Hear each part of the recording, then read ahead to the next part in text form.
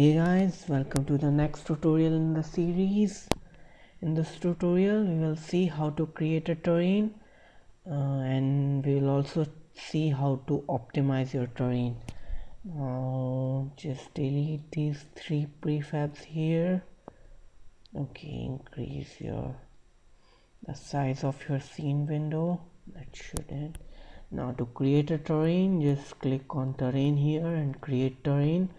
This will create a terrain and go to terrain again and go to set resolution. So we are gonna decrease the size, set the width to 400. The height here is the maximum height to which you can raise your terrain. Set this to 200 and set the length also to 400. Sorry, set this to 200. Click on set resolution and you will see the size of your terrain.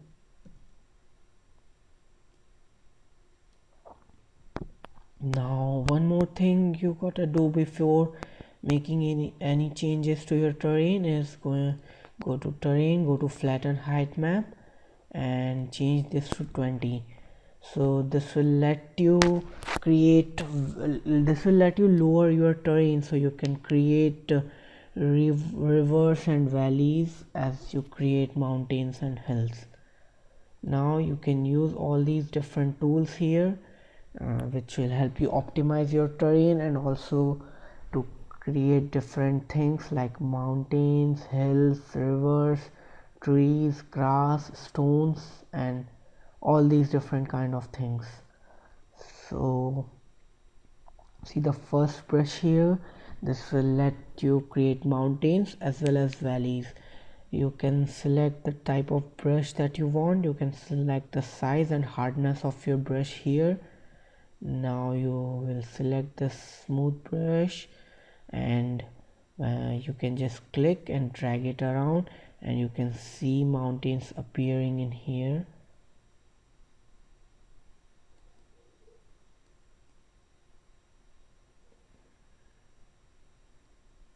Now if you press the shift key you can create a valley here.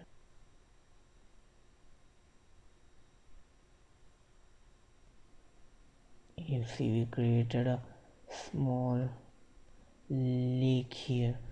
Now the second brush, this will help you, rather than just creating mountains you will approach a height. So set this to 40 and now when you raise it you see the mountains you are creating will reach to a certain height and you can't raise them anymore. Similarly set this to 5 and you see you can create a valley here.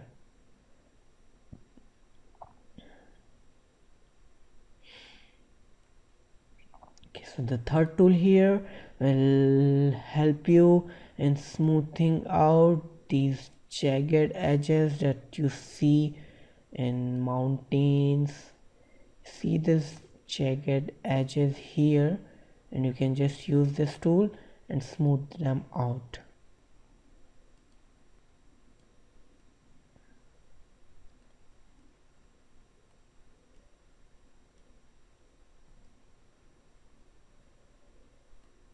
Okay, now the fourth brush here will let you paint the terrain you just created. So go ahead and click on this brush. Okay, the thing that should be kept in mind is the first texture that you select here will be applied to whole terrain. So the first texture should be the one that is most common to whole terrain. So to add a texture, go to edit texture, add texture and you see the splat here. Click on this small circle and we will select grass hill. Select the grass hill texture, add and you see whole texture is applied.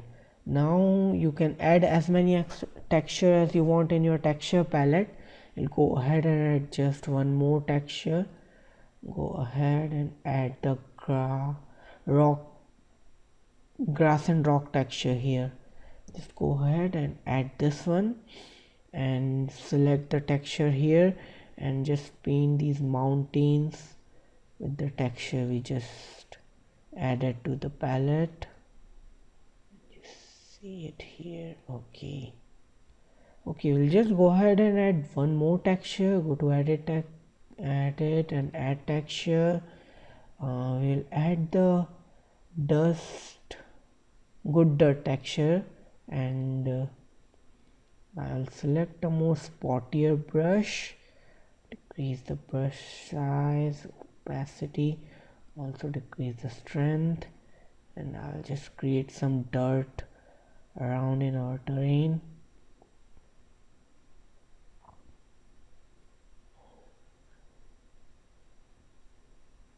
Okay, so in this way you can add as many texture as you need and paint your terrain. The next tool will let you add different trees in your terrain. So to add a tree, go to edit tree and add tree. You will have only two different types of tree here, big tree and other one is palm tree. We'll go ahead and select palm tree, add, and you see different settings here. This will okay, I'll just tell you what all these are. The first one is the brush size, so you can select the size of your brush, increase it, decrease it.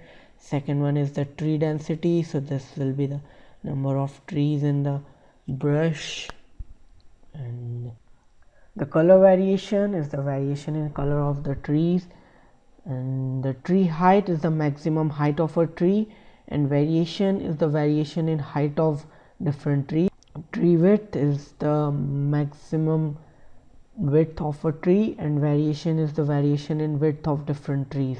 So if you go ahead and create some trees, now if you see, go ahead and increase the tree height and variation, both of them to maximum. So just zoom in and you can see the variation in this one. You can see the variation in the height. Similarly, you can vary the variation in the width, and you can also vary the height. The next option here will let you add detail in your terrain. This will let you add stones or grass and other things that you can create in a 3D software and export it from there. For now, we will just add some grass to our terrain. So to add grass, go to edit detail and add grass texture. Similarly, in the detail texture, select grass, click on add and see the grass added here. Go ahead and select the smooth brush again and create a patch of grass here. Here you will see that you can't see your grass after a certain distance, even after you are trying to make some grass there. So I'll explain you later why is that happening. For now, just go ahead and add some grass. You can also edit the color of the grass you just added. Go to edit detail and add it, and you see the healthy color and dry color. So you see the healthy color is green. You can just change that color, and also the dry color. You can also vary the width and height of the grass. From here you can see, and you can change these values and experiment yourself. Now the last option here will let you optimize your terrain, how much processing power you are gonna use in this terrain. The first one is pixel error. This one, if you increase it to the maximum, you will use the least processing power. You can see and the faraway mountain you see here, this is not appearing as smooth as it is, and if you lower this down to 5 again, you can see it. You can see the changes. Base map distance is again similar. It will just, you see, you lower it down, you see these all are pixelated. You increase it back to the maximum, you can view them clearly. So the higher this value is, the higher processing power you are gonna use. Now draw here will let you decide you want to draw your objects and trees or not. So just check it back. You can select this. Detail distance is the distance to use at which you will see the detail. So if you increase it, you can see the grass which you were not able to see previously. So I told you I will explain it to you later. So as you decrease it, you can see the distance to which you can see your detail is decreasing. Even if you had some stone placed in there, you can decide at what distance it should appear. The detail density is the density to which you will see the grass. So if you decrease it down, you will see the density of the grass you are seeing will decrease and it will just disappear if you set it to the least. Set it back to 1. Again, the higher this is, the more processing power you're gonna use. And also for the detail distance, the higher the detail distance is, the higher processing power you will use. Now the tree distance is all the maximum distance to which you can see the trees. So if you reduce it down, at some point you will see that the tree you are seeing will also go away. See, the trees that were at the distance more than 92 disappeared, and if I set it to 0, you can't see any trees. So again, higher this is, the more processing power you are going to use. The billboard start here will let you select at what distance you want to see your trees as billboard. So the trees which are after this point, so if I set this to 126, the trees which are more than the distance of 126 will appear to you as billboard, and the trees which are near will appear to you as meshes. So if you just go near, you can see all these trees are appearing as meshes right now, but if you decrease it to 5, you can see the trees which are away, which are farther to you, are appearing as billboards. So again, the higher this is, the more processing power you'll use. Okay, maximum mesh trees here is the maximum number of trees that are appearing as mesh right now. So if you increase the billboard start to max and you decrease this number, certain trees with meshes will disappear and rest of them will appear as billboard to you. You can see it right here. See, all these trees are not meshes anymore and they all are billboard. Okay, this is it with the terrain. We'll see how to add lighting and skybox in your game. So we'll go ahead and add a directional light here. So to add a light, go to game object, create other, and add directional light, and just raise it up to certain height. So we added a directional light here, but this is not the source of the light. Here light is assumed to be parallel rays coming from a source at infinity. Other types of light that you can add are point light, spotlight, and area light. We'll look at these lights when we need them later on in our tutorials. Now we'll see how to add the skybox in our game. To add a skybox, go to edit, go to render settings, and you will see a skybox material option here. Click on the small circle and